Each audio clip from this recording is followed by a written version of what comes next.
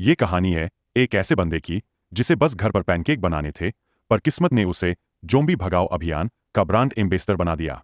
Zombie और Jerry की बीवी में एक ही फर्क है। जोम्बी को चढ़ने के लिए दीवार चाहिए और बीवी को बस जेरी का एक छोटा सा बहाना। चलिए वर्ल्ड वॉर Z की पूरी रामकथा को मसाला मारकर और मजेदार अंदाज में समझते हैं। फिल्म की शुरुआत होती है जेरी भाई से जो बिस्तर पर अपनी बीवी के साथ मीठी मीठी बातें कर रहे हैं। जेरी सोच रहा था कि आज संडे है तो थोड़ा बीवी के साथ थोड़ा खेल कूद करेंगे, पर बीवी ने जेरी को पैनकेक का बैटर पकड़ा दिया और जेरी का बना बनाया मूड बिगड़ गया। इसके बाद जेरी अपनी गाड़ी लेकर सड़क पर निकलता है। आगे इतना भारी जाम था कि जेरी ने कहा, भाई इतना तो दिल्ली के मेट्रो में भी नहीं चिपकते लोग। तभी एक पुलिस वाला आता है और जेरी की गाड़ी का शीशा तोड़ देता है। जेरी चिल्लाया, अबे बिना पूछे अंदर क्यों घुस रहे हो? पर पुलिस वाले को तो किसी और चीज की जल्दी थी। इसके बाद अचानक सड़क पर लोग एक दूसरे के ऊपर ऐसे चढ़ने लगे जैसे किसी ने फ्री की सेल लगा दी हो। जेरी ने देखा कि एक जोम्बी एक आदमी को गीली पपी देता है और वो आदमी बस 12 सेकंड में काम कर ठंडा गर्म हो जाता है।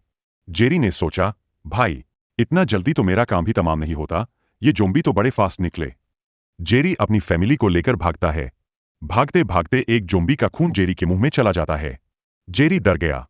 वो छत पर जाकर 12 तक गिनती गिनता है कि कहीं वो खुद भी जोम्बी मोड में न हो जाए।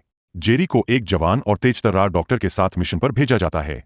डॉक्टर साहब बड़ी बड़ी बातें कर रहे थे कि प्रकृति बहुत गहरी है, वो हर छेद में सुराग छोड़ती है। लेकिन जैसे ही प्लेन से उतरे, डॉक्टर साहब जोम्बी की आवाज सुनकर ऐसे पिघले कि फिसल कर अपनी ही बंदूक से खुद को संतुष्ट कर लिया।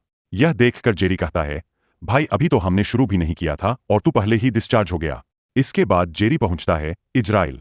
वहां वालों ने इतनी ऊंची दीवार बनाई थी कि जोम्बी उसे देखकर बस हिला सकते थे अपना सिर। लेकिन जैसे ही इजराइल वालों ने गाना बजाना और शोर शुरू किया, जोम्बी को जोश आ गया।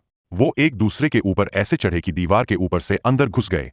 जेरी ने बोला, इतनी मेहनत से दीवार खड़ी की और इन्होंने पीछे से एंट्री मार ली। वो सीन देखकर ऐसा लगता है जैसे जोम्बी दही हांडी की प्रैक्टिस कर रहे हों। यहाँ जेरी की मुलाकात एक लेडी सोल्जर सेगेन से होती है। जेरी और सेगेन एक पैसेंजर प्लेन में चढ़ जाते हैं।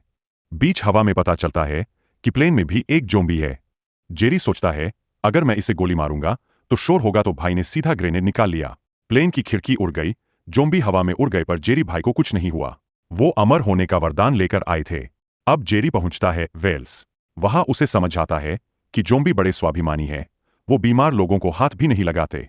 जेरी कहता है, अच्छा तुम लोग स्वस्थ माल खाते हो, रुको अभी बताता हूं।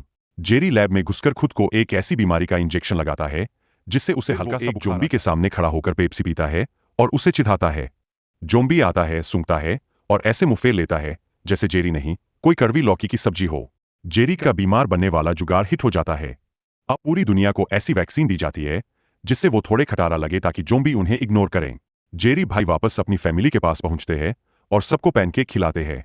तो दोस्तों, अगर दुनिया में जोम्बी आ जाएं तो जिम जाना छोड़ दो और थोड़े अनफिट बन जाओ, जान बच जाएगी। और इसी के साथ ये मूवी यही समाप्त होती है।